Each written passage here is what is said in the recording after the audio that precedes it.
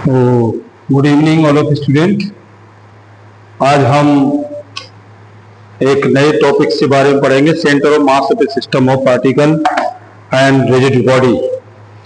तो centre of mass of a particle of a rigid body के लिए अब ये कह रहा है कि हमारे पास एक ब्लॉक है और जिसका मास जो है m moving with velocity of v1 and frictionless surface as shown in the figure 3.3. It passes over a cylinder to radius r and moment of inertia I, which has a fixed axis is initially at rest. When it is the first to make the contact with the cylinder, it slips on the cylinder, but the friction is large enough so that slipping ceases before it loses contact with the cylinder. Finally, it is goes to its rooted position, velocity v2, commutative v2 in the terms of the v1, m, I and r. तो ये कह रहा है कि find the velocity v2 पूछ रहा है वो। ये एक ब्लॉक है हमारे पास और ये ब्लॉक हमारा किसी गिवन वेलोसिटी v2 से मूवमेंट है और इसके ही बीच में रेडियस है और यहाँ d2 कॉन्टेक्ट में फिर ये जंप करता है v1 से d2 पर।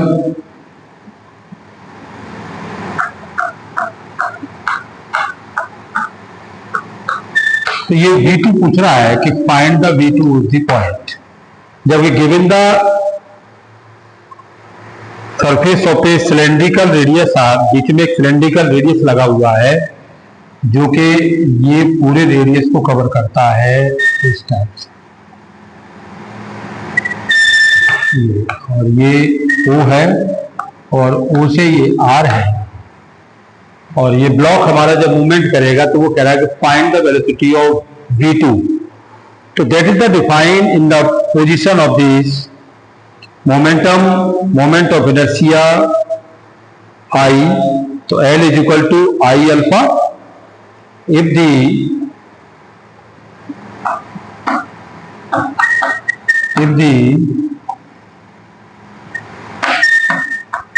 angular momentum of a body is equal to I into alpha. I into alpha. This is the cylindrical mass of the value of cylindrical mass is mr square into alpha और alpha हमारे पास हो जाएगा angular acceleration कितना, v is equal to r omega differential with respect to t, so dv upon dt is equal to r or d omega upon dt. This is the value of dv upon dt is the value of a is equal to r into और ये alpha, तो alpha is equal to value a upon r, तो alpha is equal to a upon r। So we can define this is the value of v upon r in alpha value. So alpha is equal to relations of the v is equal to r alpha. So alpha is equal to v upon r. So we can define this is the value of angular momentum. Angular momentum is m r square into और ये v1 upon r, r से r cancel हो गया तो ये हो गया m r v1। अब जस्टिफाई वो कहता है कि if the mass m loss of the contact with the cylinder, तो loss of the contact of the cylinder कितना हो जाएगा, तो लॉस ऑफ एंगुलर मोमेंटम ये आपकी वैल्यू हो जाएगी एम आर v2 के साथ। तो जब ये सिलेंडर को क्रॉस करेगा तो क्रॉस करते समय इसकी जो एंगुलर मोमेंटम हो जाएगा वो कितना, L2।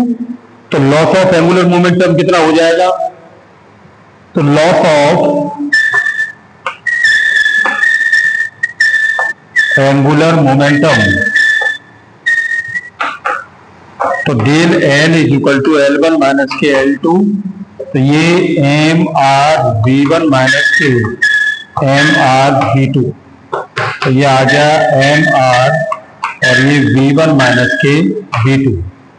तो ये हमारे पास वैल्यू हो गई V1 माइनस के V2। This is the provide the angular impulse वो is given the tau into alpha is the impulse is equal to, तो इंपल्स हमारे पास डिफाइन होता है, ये इंपल्स हो गया torque into del T, torque into del T के साथ।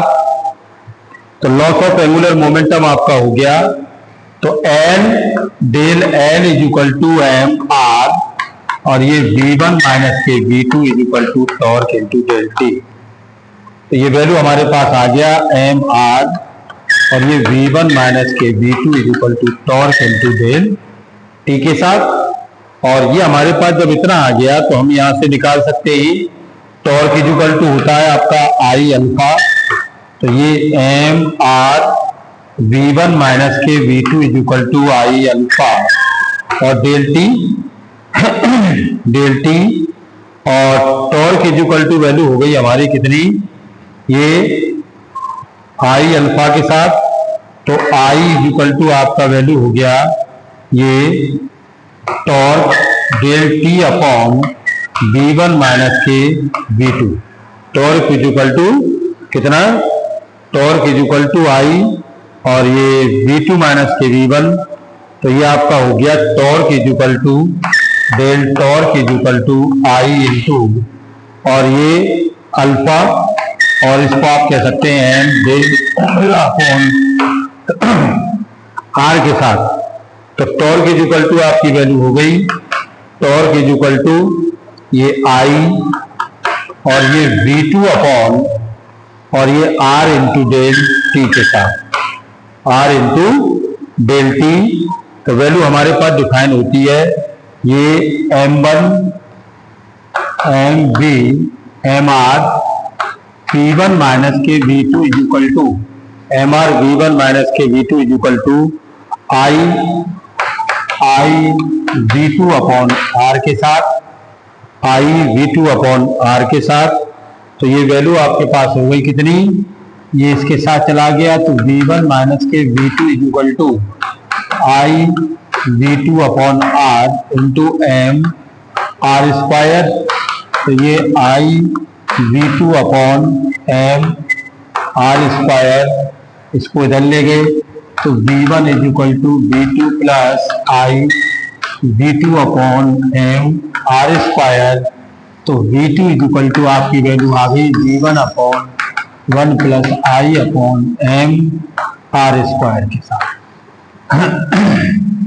तो हमें इसमें find the velocity V2 define हुआ किसके साथ, एंगुलर मोमेंटम के साथ।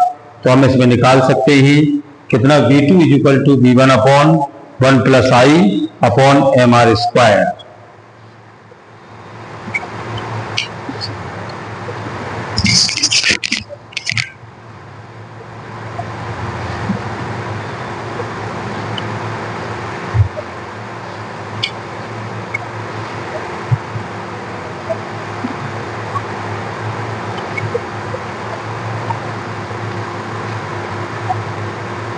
अब हमारे पास एक नेक्स्ट प्रॉब्लम है इसी टाइप से।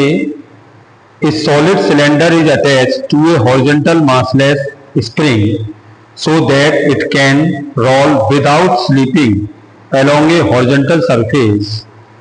The force constant K of the spring 3.02 Newton per meter if the system is released from rest at a position in which the spring is stretched 0.25 meter. Find the translational kinetic energy and rotational kinetic energy of the cylinder as it is the passes through the equilibrium position. अब इसको हम decide करेंगे। तो देखिए हम इसे निकालते हैं।